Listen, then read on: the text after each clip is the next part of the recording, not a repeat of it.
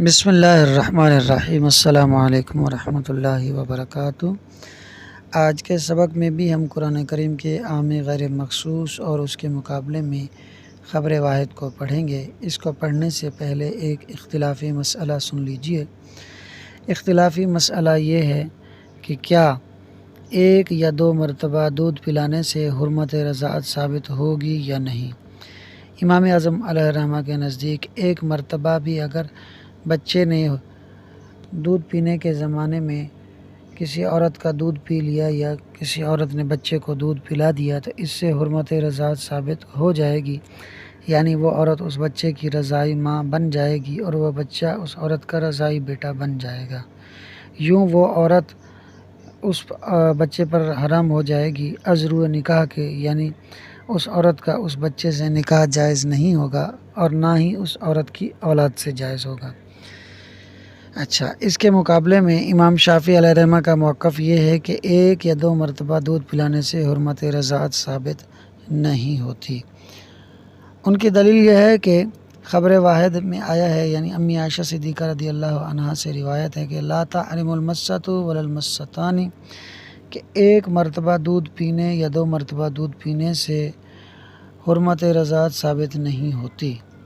لا تحرم فعل ہے اور المسۃ اور المسۃان یہ دونوں عطف کے واسطے سے اس کا فاعل ہے، اور اس کا جو مفعول ہے وہ ہے النکاح، یعنی لا تحرم المسۃ ولا المسۃان نکاح، کہ ایک مرتبہ دودھ پینا یا دو مرتبہ دودھ پینا نکاح کو حرام نہیں کرتا، یعنی حرمت رضاعت ثابت نہیں ہوتی۔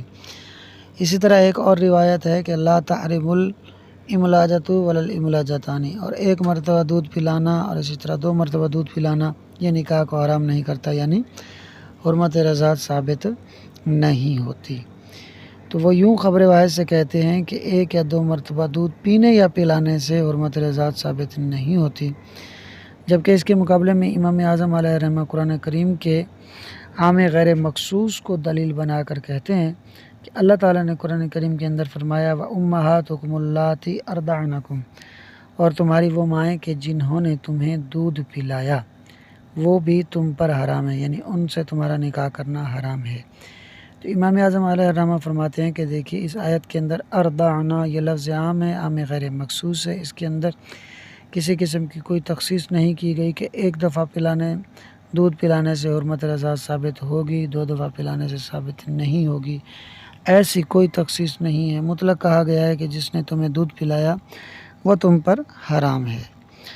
تو ایک طرف قرآن کریم کا عام غیر مخصوص ہے اور دوسری طرف خبر واحد ہے، اور دونوں کے درمیان تطبیق دینا ممکن نہیں ہے، لہذا خبر واحد کو چھوڑ دیا جائے گا اور قرآن کریم کے عام غیر مخصوص پر عمل کیا جائے گا۔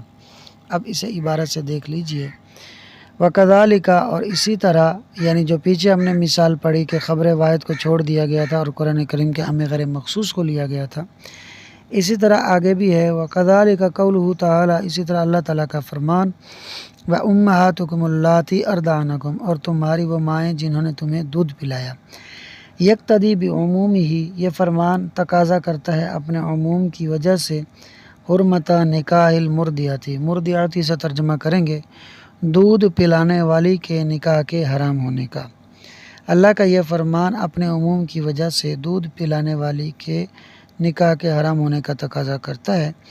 وقد جاء فی الخبر، اور خبر یعنی حدیث میں آیا ہے لا تحرم المسۃ، حرام نہیں کرتا نکاح کو، المسۃ ایک مرتبہ پینا، ولا المسۃان اور نہ ہی دو مرتبہ پینا۔ المسۃ کا لفظی معنی ہے چوسنا، جبکہ یہاں مراد بچے کا فعل ہے، یعنی بچے کا ایک یا دو مرتبہ دودھ پی لینا نکاح کو حرام نہیں کرتا، یعنی حرمت رضاعت ثابت نہیں ہوتی۔ ولا الاملاجۃ ولا الاملاجتان، اور نہ ہی ایک دفعہ دودھ پلانا اور نہ ہی دو دفعہ دودھ پلانا یہ نکاح کو حرام کرتا ہے۔ یہاں املاجہ کا لفظی معنی ہے بچے کے منہ میں دینا، جبکہ مراد اس سے یہ ہے کہ عورت کا بچے کو دودھ پلانا، تو وہی ہم مرادی ترجمہ کر رہے ہیں۔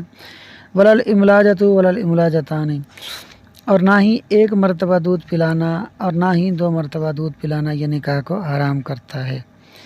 فلم یمکن التوفیق بینہما، تو ممکن نہیں ہے توفیق یعنی تطبیق دینا، بینہما دونوں میں، کس میں؟ کتاب اللہ کے عام غیر مخصوص میں اور خبر واحد میں۔ فیترک الخبر، تو خبر واحد کو ترک کر دیا جائے گا اور کتاب اللہ کے عام غیر مخصوص پر عمل کیا جائے گا۔ لہٰذا جس عورت نے دودھ پینے کے زمانے میں بچے کو ایک مرتبہ بھی دودھ پلایا ہوگا تو اس سے حرمت رضاعت ثابت ہو جائے گی۔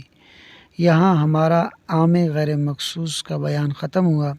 آگے عام مخصوص ہے، اسے ہم ایک الگ ویڈیو میں تفصیل سے بیان کریں گے۔